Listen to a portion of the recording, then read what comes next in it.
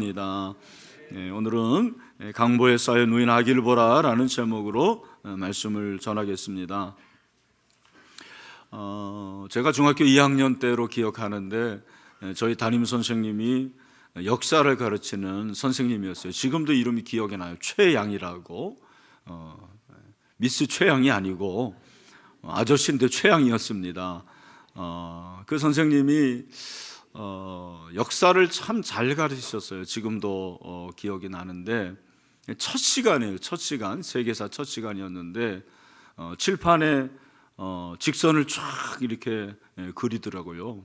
그러면서 가운데 점을 딱 찍으면서 그 점 찍은 왼쪽에 BC라고 그렇게 적었어요. 그리고 오른쪽에 AD라고 그렇게 적었습니다. BC는 Before Christ, 그리고 AD는 Anno Domini. 지금도 그렇게 기억이 나요. 그러면서 역사는 이렇게 BC와 AD로 갈라진다. 여러분, BC가 무엇입니까? 우리말로 주 전이고, AD는 주 후. 거기서 주가 뭐예요? 술 주자가 아닙니다, 여러분. 주인 주자죠. 누구를 말합니까? 예수 그리스도. 참 저에게는 그 역사 시간이 굉장히 새로웠어요. 왜냐하면은 제가 다니던 학교는 불교 재단이었습니다. 그래서 일주일에 1시간씩 그렇게 불교 경전을 공부하는 학교였는데, 그분이 딱 얘기하는 게 역사는 주 전과 주 후로 갈라진다. 다시 말해서 예수 그리스도를 기점으로 해서 역사가 나뉘어진다라고 말하는 것이 굉장히 신선했어요. 여러분, 그렇습니다. 오늘 우리의 역사, 인류의 역사는 예수 그리스도가 중심인 줄로 믿습니다. 우리의 인생도 마찬가지예요. 여러분, 우리의 인생이 예수 그리스도 중심이 돼야 돼요.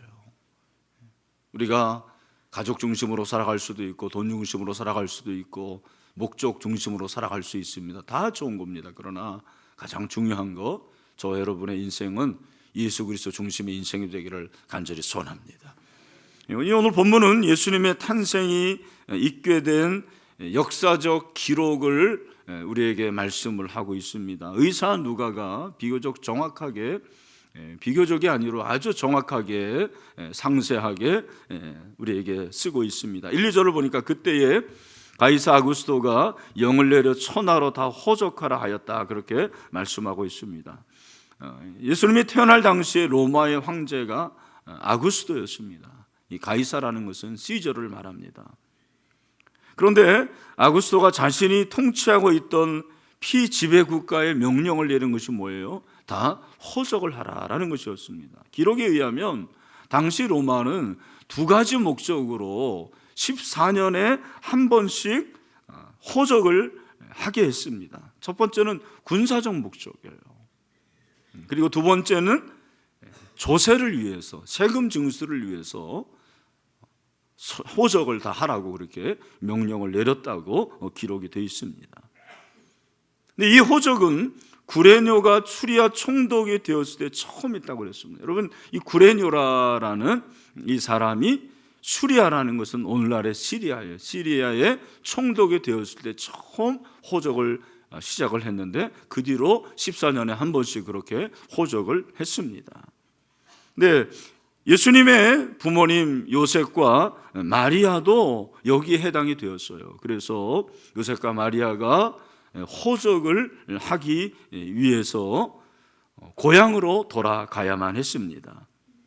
여러분, 예수님의 이 부모가 동일하게 그렇게 3절을 보니까 모든 사람이 호적하러 각각 고향으로 돌아가며 요셉도 다윗의 집 족속이므로 갈릴리 나사렛 동네에서 유대를 향하여 베들레헴이라 하는 다윗의 동네로 그 약혼한 마리아와 함께 호적으로 올라가니 마리아가 이미 잉태하였더라, 그렇게 말씀을 하고 있습니다. 무슨 말입니까? 나사렛에서 베들레헴까지 예수님의 부모님이 이동을 해야만 했습니다. 목적은 뭐라고요? 호적하기 위해서.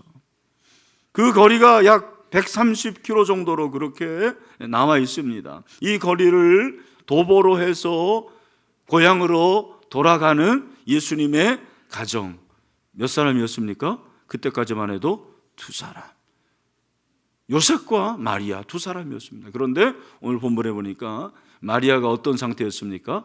잉태한 상태라고 되어 있습니다. 임신한 상태였습니다. 여러분, 오늘 이 말씀을 통해서 우리는 아구스토가 명령을 내리지 않았더라면 요셉과 마리아가 베들레헴에 가지 않았을 것이라는 그런 생각을 해보게 됩니다. 그러니까 결국 세상에 있는 위정자들도 하나님의 섭리와 하나님의 역사의 수단이요 도구라는 것을 우리에게 말씀을 하고 있습니다. 그런데 여러분, 이것은 예수님께서 탄생하시기 위한 하나의 전초전이었습니다. 예수님께서 어떻게 탄생했는지를 우리에게 가르쳐 주시는 본문이 오늘 이 본문입니다. 그래서 예수님이 탄생하심으로 주 전과 주 후가 갈리게 된 것이죠. 마리아가 베들레헴에 도착하자마자 마리아가 산고를 시작을 합니다. 문제는 오늘 본문에 보면 해산해야 되는데 해산할 방이 없었어요. 집이 없었습니다. 실제로 보니까 첫 아들을 낳아 강보로 싸서 구유에 뉘었으니 이는 여관에 있을 곳이 없음이라 그렇게 했습니다. 해산할 날이 찼습니다. 드디어 예수님이 탄생을 했는데 있을 곳이 없었어요. 그래서 우리가 잘 아는 대로 예수님이 어디에 누웠습니까? 구유라고 그랬습니다. 여러분, 여기 구유라고 했는데 구유는 물론 말구유도 될 수도 있고, 그리고 가축이 먹는 그런 밥통을 말하는 거죠. 그것이 말밥통이든 소밥통이든 어떻든 간에 동물의 밥통을 말하는 거죠. 그 밥통 안에 예수님이 누워 있었습니다. 여기서 중요한 것은 예수님이 탄생했다라는 거예요. 인간의 몸으로 탄생했어요. 그렇죠? 예수님이 하나님의 아들이기 때문에 인간의 몸으로 탄생하지 않고 그냥 하늘에서 뚝 떨어질 수 있었을 것 같아요. 그러나 하나님은 그런 방법을 사용하시지 않았습니다. 예수님이 완전한 인간의 몸으로 태어나게 했습니다. 마태복음 1장 18절 보니까 예수 그리스도의 나심은 이러하니라 그의 어머니 마리아가 요셉과 약혼하고 동거하기 전에 성령으로 잉태된 것이 나타났다, 그렇게 말씀을 하고 있습니다. 여러분, 예수님의 잉태에서 중요한 것은 무엇입니까? 예수님의 탄생에서 중요한 것이 무엇입니까? 예수님은 인간의 몸으로 태어나셨지만 성령으로 태어나셨습니다. 성령으로 태어난 것은 무엇입니까? 여자의 몸에서 태어났지만 인간이 가지고 있는 그러한 죄악을 가지고 태어난 게 아니라는 거예요.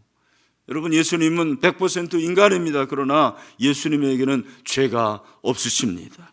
왜냐하면 성령으로 태어나셨기 때문입니다. 또한 그는 동정녀의 몸에서 태어났어요. 동정녀의 몸입니다. 여기 뭐 다 아시겠지만 임신을 하려면 남자와 여자가 만나야 되는 거예요.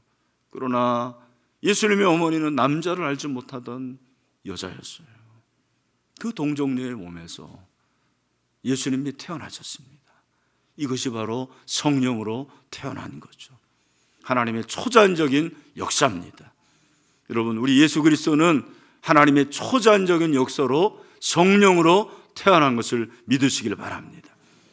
마리아의 몸에서 태어나신 예수님이 태어나야 하는데 방이 없어서 말구유, 그죠? 구유에 누이셨습니다. 여러분, 나라마다 이 해산의 문화가 다 달라요. 제가 보니까 우리나라는 우리 여성들 여기 많이 있는데 임신을 하고 해산을 하면 어떻게 해야 됩니까? 몸을 보호를 해야 돼요. 그죠? 차가운 방에 있으면 안 돼요. 찬바람 쐬면 안 됩니다. 그리고 뭘 먹죠? 미역국을 주장창 먹습니다. 제가 가뜩이나 미역국 싫어하는데 정말 미역국 먹느라고 3번이나 그것도 먹느라고 참 고생을 많이 한 걸 여러분 알아주시길 바랍니다. 근데 미국은 가보니까요, 해산하자마자 에어컨이 나오는 입원실로 갑니다. 얼마나 추운지 모르겠어요. 여러분, 미국 그 여인들은요, 해산하자마자 샤워를 합니다. 그리고 이틀 지나면 그 다음날 바로 출근하더라고요. 대단한 여자들입니다. 제가 아프리카 그 어떤 나라를 보니까 그 나라는 아주 가난한 나라인데, 여자가 임신을 하면은요, 이제 해산한 날이 가깝잖아요. 그러면은 그 동네에서 제일 좋은 집으로 임산부를 인도를 하더라고요. 그리고 가장 좋은 환경에서 아이를 해산할 수 있도록 그렇게 해주더라고요. 제가 그때, 야, 이 가난한 나라인데도 신생아를 이렇게 귀하게 여기는구나. 아기가 태어난 걸 이렇게 축구하는구나. 근데 여러분, 하나님의 아들 예수 그리스도는 만왕의 왕이십니다. 하나님의 아들이세요. 진골 중에 진골이죠. VIP 중에 VIP, VVVIP입니다. 근데 그 예수님은 가장 비천한 곳, 가장 천한 곳, 낮은 곳에서 태어나셨어요. 뿐만 아니라 오늘 누가는 우리에게 어떤 얘기를 합니까? 그 예수님이 강보로 쌓여 있다, 그렇게 기록을 하고 있습니다. 저는 오늘 이번 성탄절에 이 강보에 쌓여놨다라는 이 말씀이 참 제 마음에 와닿았습니다. 예수님이 태어나자마자 그를 쌓아야 되는데 뭘로 쌓은 거예요? 강보. 강보가 뭐죠? 우리나라 말로 포대기예요. 포대기. 포대기가 사투리입니까? 표준어입니까? 표준어입니다. 표준어예요. 여러분, 포대기라는 것은 어린아이의 이부자리예요. 그러니까 여러분, 제가 가지고 있는 주석을 보니까 그 당시에 그 팔레스타인에서 아이가 태어나면은 천으로, 그 천이 그래도 괜찮은 천으로 쌌다고 그랬어요. 그런데 예수님은 그 천이 없는 거예요. 그 천도 없이 그냥 아주 남루하고 허르스멀한 그런 이부자리로, 이불로 그렇게 예수님을 감쌌습니다. 쌌습니다. 여러분, 예수님이 왜 이런 강보에, 포대기에 쌓여 있었을까요? 누가는 왜 이것을 굳이 기록을 했을까요? 아마도 저는 이 질문에 누가는 답을 가지고 있었던 것 같습니다. 그리고 그 답을 성경을 통해서 말씀하고 있어요. 모든 질문에 대한 답이 어디에 있습니까? 성경에 있습니다. 왜 예수님이 이렇게 그냥 포대기에 쌓여 누워 있었습니까? 오늘 보면 12절을 여러분 보세요. 우리 12절 말씀을 다 같이 한번 읽어보죠. 시작. 너희가 가서 강보에 쌓여 그 위에 뉘어있는 아기를 보리니 이것이 너희에게 표적이니라. 아멘. 여기 보니까 구유도 표적이고 뭐도 표적이에요? 강보도 표적이에요. 물론 예수님이 진정한 표적이지만, 예수님이 우리에게 진정한 사인이 되지만, 예수님이 강보에 쌓여 있는 이것이 우리에게 표적이 된다, 그렇게 말씀을 하고 있습니다. 저는 한번 이 말씀을 묵상해 봤습니다. 과연 예수님이 강보에 쌓여 있는 이것이 어떤 표적이 될까? 무슨 표적이 될까? 먼저 이것은 모든 인간이 묶여 있다라는 것에 대한 표적이라고 생각을 합니다. 고고학자들은 기원전 수천 년 전 포대기에 쌓인 작은 아기 조각상을 발견했다고 합니다. 그래서 수세기 동안 고대 부모들은 아기를 꽁꽁 싸매면 팔다리가 더욱 튼튼하게 자라게 된다고 그렇게 믿었다고 합니다. 만약에 포대기로 감싸지 않은 아기는 버려졌거나 아무도 돌보지 않았다고 그렇게 합니다. 그래서 보통 태어난 아기는 길고 가느다란 천으로 쌌습니다. 그런데 예수님은 그렇게 하시지 않고 그냥 포대기로 감싸 있었습니다. 무엇을 말합니까? 만왕의 왕으로 오신 예수님께서 그 흔한 천 하나 없었어요. 만주의 주로 오신 그 예수님께서 그냥 어린아이의 포대기로 쌓여져 있었습니다. 여러분, 예수님께서 이 포대기로 쌓여져 있었다라는 것은 굉장한 역설입니다. 왜냐하면 그분은 하나님의 아들이시거든요. 하나님은 어떤 분이십니까? 하나님은 영이십니다. 영이신 하나님은 보이지 않다라는 말도 있지만 영이신 하나님은 시간과 공간에 제한을 받지 않는 분이세요. 그런 그분이 동물들이 있는 그곳에 구유에 그것도 너무 남루한 포대기에 쌓여져 있었습니다. 얼마나 예수님의 모습이 초라합니까? 그는 묶여져 있었습니다. 이 부분에 대해서 제프 스파디는 우리에게 통찰력을 줄 만한 한마디를 말하고 있습니다. 포대기에 쌓인 상태의 그분의 강림은 그분의 전생에 대한 작은 은유다.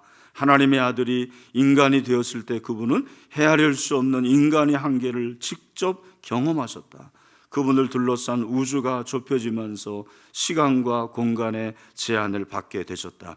인간의 몸을 가진다라는 것은 마치 포대기에 쌓인 것과 같다. 전능하신 하나님을 억지로 작은 차원에서 담았기 때문이다. 그렇게 썼더라고요. 제가 이 글을 읽으면서 맞다, 그렇다. 하나님의 아들, 여러분, 그 예수님께서 계셨던 그 천국에서는 얼마나 자유로웠을까요? 시간과 공간에 제한을 받지 않으시는 분이었습니다. 시공을 초월하신 분이었습니다. 그 자유로운 분이 인간의 몸으로 오셨고 인간의 몸으로 오셔서 그 작은 포대기에 쌓여져 있었습니다. 예수님께서 인카네이션한 것이 사실은 이것이 현실입니다. 예수님은 탄생하실 때 강보에 쌓여 있었습니다. 매여져 있었어요. 근데 놀라운 것은 예수님이 십자가에 죽으실 때도 역시 묶이셨어요. 요한복음 18장 1절을 보니까 안나스가 예수를 결박한 그대로 대제사장 가야바에게 보내니라. 예수님이 결박됩니다. 24절을 보니까 이에 군대와 천부장과 유대인의 아랫사람들이 예수를 잡아 결박하여 예수님이 묶이세요. 전혀 묶이실 이유가 없는 예수님인데 그분이 로마 군사들에 의해서 묶이십니다. 그리고 묶이신 그 예수님은 십자가에 피 흘려 죽으십니다. 예수님의 시작도 묶임이었고 예수님의 마지막도 묶임이었다는 것을 우리는 발견합니다. 왜요? 바로 이것이 저는 인간의 모습이라고 생각을 해요. 여러분, 우리 각자는 스스로를 묶고 있는 어떤 포대기 같은 것들이 있지 않나라는 생각이 듭니다. 참 우리 인간들이 그래요. 이것은 일종의 올무와 같은 거예요. 어떤 사람은 태어날 때부터 이런 올무에 갇혀 있습니다. 자기가 자라면서 열등감으로 인해서 그것이 올무가 되는 거예요. 용모에 대한, 아니면 자기 가족에 대한, 자기 능력에 대한 올무로 묶여져 있어요. 어떤 사람은 늘 염려와 근심의 올무로 묶여져 있습니다. 어떤 사람은 부정적인 생각, 부정적인 언어로 자기 스스로를 묶고 있습니다. 어떤 사람은 미움과 증오로 인해서 자기 스스로를 묶고 있습니다. 어떤 사람들은 패배주의로 인해서 묶여져 있습니다. 여러분, 이것이 어쩌면 우리 인간일지도 몰라요. 과거의 상처, 기억하고 싶지 않은 그런 아픔 때문에 스스로로 묶여있는 사람도 많습니다. 여기 우리 청소년들 많은데 우리 청소년들 중에는 요즘에 중독으로 인한 묶임이 참 많아요. 인터넷 중독이 됩니다. 포르노 중독이 됩니다. 게임 중독이 됩니다. 도박 중독이 됩니다. 심지어는 마약 중독이 됩니다. 그 중독은 나 스스로를 묵습니다. 내가 갇히게 되는 거예요. 자유하지 못하게 됩니다. 이것이 바로 인간의 모습이에요. 예수님은 그럴 이유가 없는 분이에요. 근데 저와 여러분을 위해서 이 세상에 오셨고 강보에 쌓이심으로 그는 묶이셨습니다. 이것이 바로 사인이에요. 오늘 여러분이 그 강보에 쌓인, 나를 위해서 강보에 쌓인 예수 그리스도를 볼 수 있는 눈이 열리게 되기를 간절히 소원합니다. 그런데 여기에 또 하나의 사인이 있습니다. 예수님이 그렇게 묶여 있었지만 예수님은 그 묶임으로 인해서 저와 여러분이 묶여 있는 것으로부터 자유하게 하십니다. 이것이 저는 사인이라고 생각을 해요. 예수님이 이 세상에 오신 목적이 무엇입니까? 구원이죠. 마태복음 1장 21절에서 그렇게 말씀하고 있습니다. 우리 같이 한번 읽어보겠습니다. 시작. 아들 낳으리니 이름을 예수라 하라. 이는 그가 자기 백성을 그들의 죄에서 구원할 자이심이라 하니라. 예수님은 구원자예요. 여러분, 구원은 무엇입니까? 구원은 사실은 자유예요. 자유는 구원입니다. 예수님은 자신이 오신 이유를 묶인 자를 자유케 하기 위하여 그렇게 말씀을 하고 있습니다. 누가복음 4장 18절 말씀에서 그렇게 얘기하고 있죠.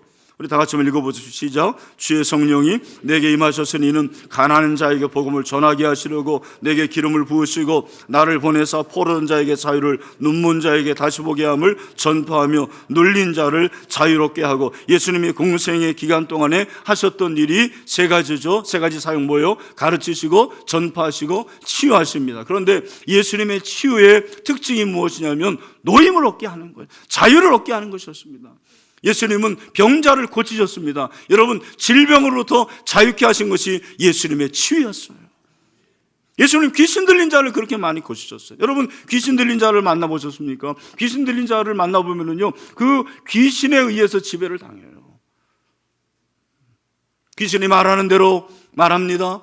귀신이 생각하는 대로 생각합니다. 그 귀신의 얽매임을 당합니다. 묶이게 됩니다. 여러분, 예수님께서 귀신 들린 자를 고쳐 주십니다. 치유해 주십니다. 자유케 하십니다. 이것이 바로 예수님이 오신 목적인 줄로 믿습니다. 예수님은 이렇게 하기 위해서 오신 거예요. 예수님이 강보에 쌓이시고 십자가에 묶이심으로 우리를 자유케 하셨어요. 만약에 그렇지 않았더라면 우리는 여전히 죄악 가운데, 그리고 귀신 가운데, 그리고 거짓 가운데, 미움 가운데, 선입관 가운데 묶여 있었을 것입니다. 그러나 예수 그리스도께서 묶이시고 그가 십자가에 죽으심으로 말미암아 저와 여러분은 모두 자유케 됨을 선포합니다. 시편 91편 3절. 이는 그가 너를 새 사냥꾼의 올무에서와 심한 전염병에서 건지실 것이미로다. 아멘. 여러분, 예수님께서 여러분을 올무에서 건지실 줄로 믿습니다. 요한복음 8장 32절 말씀, 예수님께서 뭐라고 말씀하십니까? 다 같이 시작. 진리를 알지니 진리가 너희를 자유롭게 하리라. 아멘. 여러분, 진리는 로고스입니다. 로고스는 예수 그리스도입니다. 여러분, 이 시간 예수 그리스도가 저와 여러분을 자유케 하실 줄로 믿습니다. 예수님이 우리를 자유케 할 때는 나로부터 자유하는 거예요. 내 자아로부터의 자유예요. 여러분, 우리의 자아는 나를 늘 힘들게 합니다.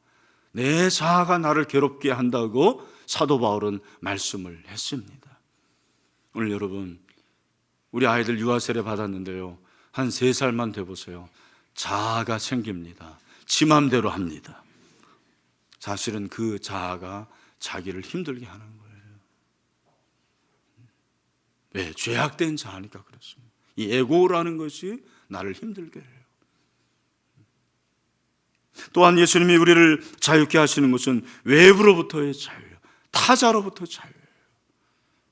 여러분, 타인으로부터 자유하시길 바랍니다. 타인이 지옥일 수가 있어요. 우리가 다른 사람을 배려하는 건 중요하지만 다른 사람을 너무 인식하고 체면 치레로 하는 건 참 힘든 일이에요. 여러분, 신앙생활도 사람을 인식하고 하면 그때부터 부자유가 돼요. 목사 인식하게 되고 장로님 인식하게 되고, 물론 중요한 거예요. 그러나 그것이 전부는 아닙니다. 여러분, 우리는 예수 그리스도를 인식하게 되기를 바랍니다. 그럴 때 자유하는 거예요. 예수님 가운데 있을 때 우리는 자유하게 되는 거예요. 뿐만 아니라 예수 그리스도의 자유는 죄와 사망으로부터요 자유인 줄로 믿습니다. 예수님이 우리를 자유케 하심으로 우리는 죄악에서 자유하게 되었습니다. 사망에서 자유하게 되었습니다. 여러분, 이것을 선포할 수 있게 되기를 주님의 이름으로 축원합니다. 우리에게는 여전히 자유하지 못하게 하는 것들이 있어요. 나를 얽매이게 하는 것들이 있어요. 묶이게 하는 것들이 있습니다. 여러분, 신앙생활 잘하는 것은 사실은 자유하는 거예요. 그런데 진리 안에서 자유하는 것입니다. 진리 안에서 자유할 때 예수님 중심으로 살아갈 수가 있습니다. 여러분, 예수님을 끝까지 인식할 수 있게 되기를 바랍니다. 예수 중심의 신앙이 되기를 바랍니다. 2016년 터키의 그 이즈미르 서머나 지역이에요. 지금 이제 이즈미르라고 되어 있는데, 그 이즈미르에 20년 동안 선교 사역을 해온 앤드류 브런스 목사님이 테러리즘에 연루되었다라는 잘못된 혐의로 억울하게 감옥에 갇히게 됐습니다. 2년 동안 그렇게 감옥에 갇혀서 수감 생활을 하게 되었습니다. 근데 그는 매일 그 감옥에서 외치는 게 있었다고 그래요. 그게 뭔지 아십니까? 하나님은 나를 사랑하신다. 하나님은 진실하시다. 하나님은 신실하시다. 하나님은 나를 포기하지 않으신다. 날마다 외쳤다고 그래요. 드디어 지난 10월 12일 석방되었습니다. 그는 감옥에서도 주님이 주시는 그 은혜로 자유를 누릴 수 있었어요. 여러분, 제가 보니까 내가 어떤 환경에 처하느냐가 중요한 게 아니고 그 환경에서 내가 어떤 마음을 가지고 있느냐가 참 중요한 것 같습니다. 사도 바울처럼 비천에 처할 줄도 알고 풍부에 처할 줄도 알고 내 몸에서 그리스도만이 전기하게 되는 그런 은혜가 있게 되기를 주님의 이름으로 축원합니다. 그래서 여러분, 항상 힘들고 어려울 때마다 나를 자유케 하러 오신 예수 그리스도를 선포하시길 바랍니다. 그 하나님을 믿으시길 바랍니다. 그런 찬송이 있어. 예수 결박 부셨도다. 예수 결박 부셨도다. 예수 결박 부셨도다. 나는 자유에, 다 같이 예수 결박 부셨도다.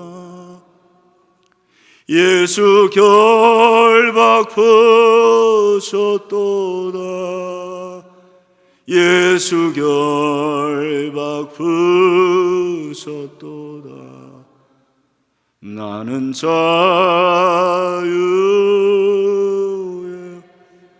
자유됨을 선포하시길 바랍니다. 때로는 내 자녀가 나를 얽매이게 합니다. 여러분, 자유로부터 해방되는 것은 바로 예수 그리스도께 내 자녀를 맡기는 거예요. 우리는 돈으로부터 자유할 수가 없습니다. 그 돈이 나를 얽매이게 합니다. 여러분, 돈은 나를 얽매이게 하지만 예수님은 나를 자유하게 합니다. 건강이 나를 묶게 됩니다. 여러분, 건강은 나를 힘들게 하고 묶게 하지만 예수님은 저와 여러분을 자유케 하시는 줄로 믿습니다. 요한복음 8장 34절 하반절 말씀에서 뭐라고 그랬습니까? 아들이 너희를 자유케 하면 너희가 참으로 자유하리라. 여러분, 이 자유는 내가 얻으려고 한 게 아니에요. 나에게 자유를 달라고 한 패트릭의 말이 아닙니다. 여러분, 이 자유는 위로부터 주어지는 자유입니다. 예수님이 주시는 자유입니다. 하나님의 아들이 주시는 자유입니다. 이 자유를 여러분들이 경험하는 이 시간이 되기를 주님의 이름으로 축원합니다. 말씀을 맺습니다. 우리 인간은 누구에게나 한계가 있는 것 같아요. 그 한계가 바로 나를 묶고 있는 것입니다. 나를 얽매이게 하는 것입니다. 그러나 예수님이 인간의 몸으로 오셔서 강보에 쌓이셨습니다. 그리고 십자가에 묶여서 죽으셨습니다. 이 사실은 우리에게 놀라운 위로를 주기에 충분합니다. 왜냐하면 예수님이 우리를 위해서 그렇게 묶이셨기 때문입니다. 이것이 사인이고, 묶이신 예수님은 묶임으로 끝나지 않고 십자가에 죽으시고 부활하셨습니다. 여러분이 성탄절 아침에 여러분을 묶고 있는 것으로부터 자유할 수 있게 되기를 주님의 이름으로 축원합니다. 우리는 자유합니다. 할렐루야. 우리 다 같이 일어나겠습니다. 우리 마지막 찬송